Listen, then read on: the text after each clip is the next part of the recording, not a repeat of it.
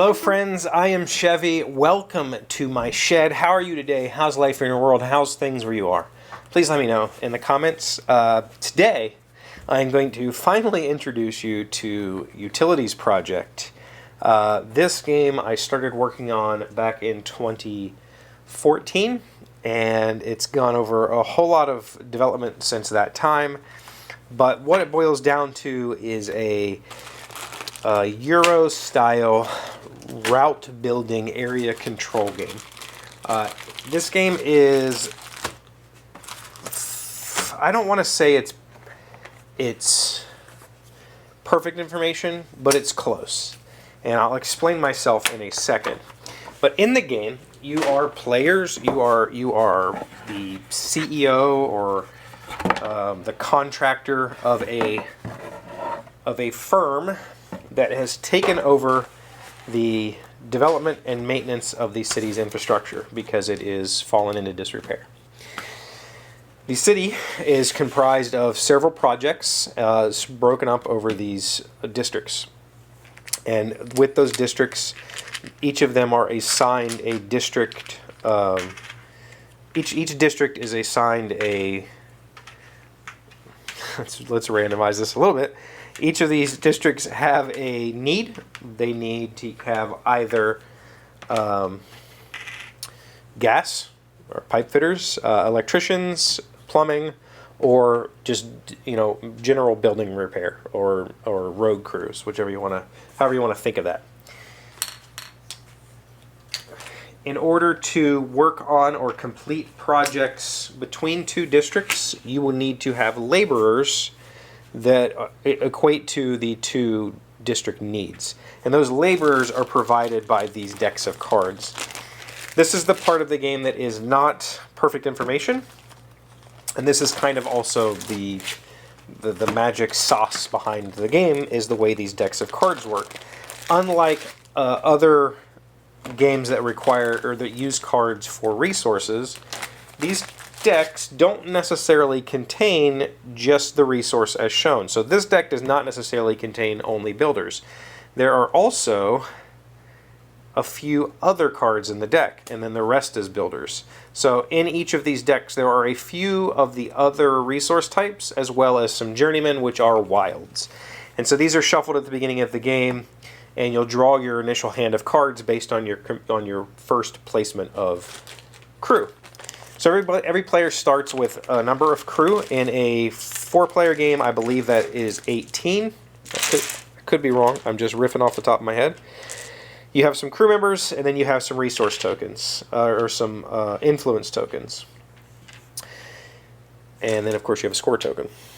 At the start of the game, you will you will take turns filling up one of the projects. Say I picked this project, and I'll put my crew members there, which gains me an influence in both the pipe fitters and the electricians. So I will go up one on electrician, go up one on pipe fitter, and then I will draw 3 cards from each of those decks. So for this scenario, I'm going to have just 3 of each, right? On future turns, these cards are used to perform a variety of actions. One, they can be used to add to new projects. So I could discard 2 electricians, and that would let me put one crew on this project. Or over here, I could discard a pipe fitter and an electrician to put a crew on this project. Projects can be shared between players. So if say the white player was also over here in this area, and the white player happened to draw a pipe fitter and an electrician from their cards, they would be able to be on this track as well, and they could finish this project. When a project is completed, all players involved earn influence on that project, on those 2 districts. So I would earn another electrician and another pipe fitter influence. And for the first bump, it doesn't gain me anything. These things represent how many cards you get to draw. So having more influence means you get to draw more cards, which means you get to have a little bit more choice over your actions each round. On top of being able to do that, that's called developing a project, by the way. There are player boards. Welcome to those. Basic turn structure, developing a project. I can also negotiate contracts. To negotiate contracts, I need to have either one electrician and one fitter, or one plumber and one builder. I discard one each of those, and I get a contract card. Contract cards are just resources, and they look like this currently. So I get a contract that goes in front of me.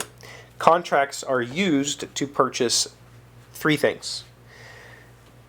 One is objectives, which everybody starts the game with. This lets you kind of cycle through the objective cards. You can't necessarily buy extra objectives, but you can cycle through your objectives using this action. Objectives range in points from 4 to about 9, or there's a 10, and they have a whole bunch of different things. One is having the most contracts. One is having 4 cost connections or 4 cost routes. One is connecting 2 builders and a pipe fitter. So these are shuffled up and given out at random at the start of the game. They provide a small points bonus, and this action lets you cycle through those to get what you want. Having 3 contracts lets you take a union influence token, and these are used just like the cards, but they refresh every turn. So on my turn, I could spend this for 1 plumber, and then on my next turn I get it back and I can keep on using it. By the way, there is a hand size limit of 10 cards, so these let you kind of break out of that hand size limit. The last thing is union foreman. Foremen go on projects underneath of your crew, and on your turn, for every completed project you are on, where you have the most union foremen, you get a free contract. Just like that. And so I can keep buying foremen on this route. Let's pretend I did this over here actually.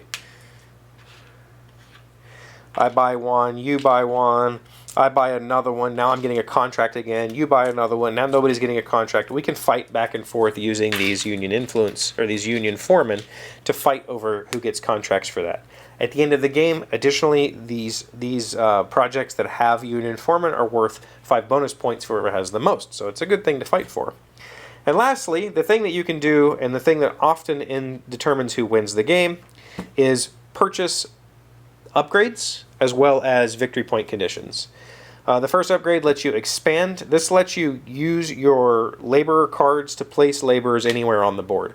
Normally, like any route building game, you have to place adjacent to a project that contains your workers. So I'd be able to place here or here. I can't place here because it's already full. Training lets you trade 2 for 1. So on my turn, if I needed to have a builder and all I had was electricians and fitters, I could train 2 fitters in for a builder. And lastly is subcontracting. Subcontracting lets me replace somebody else's crew with my crew.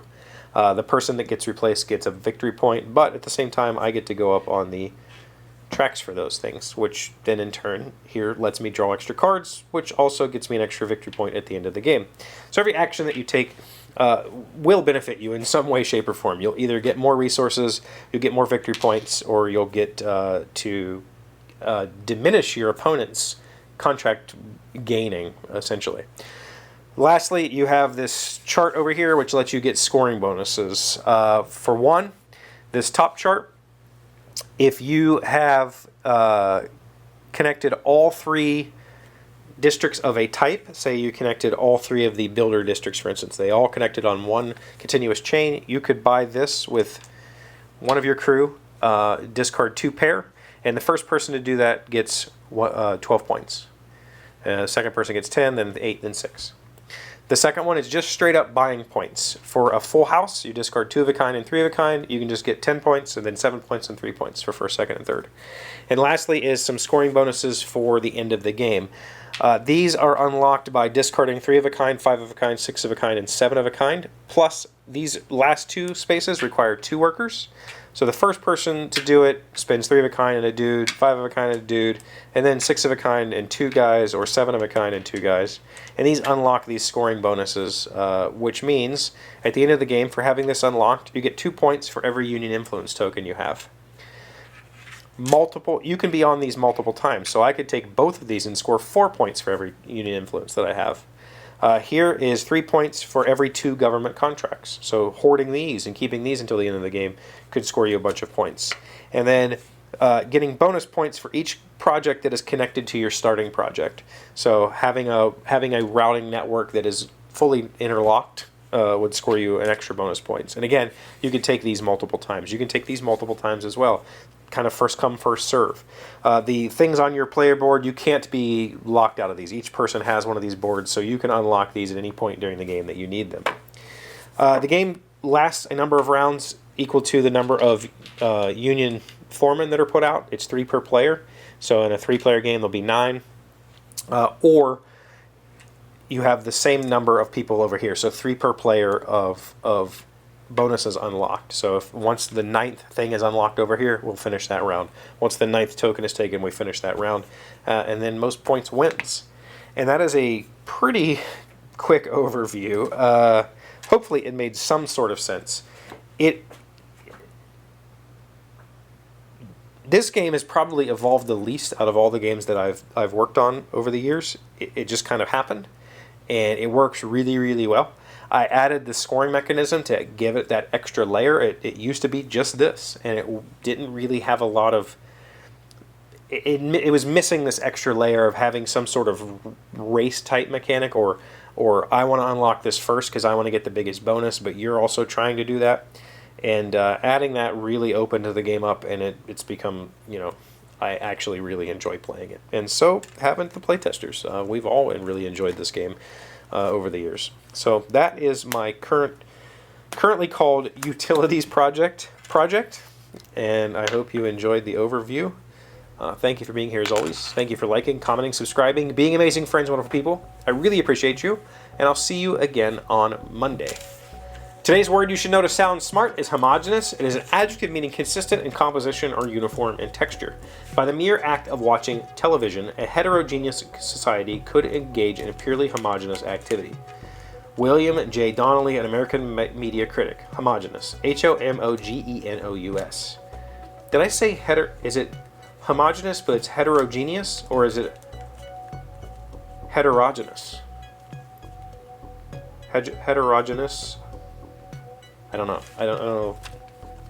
It's homogeneous, right? Not homogeneous. But it's heterogeneous. Heterogeneous? I don't know.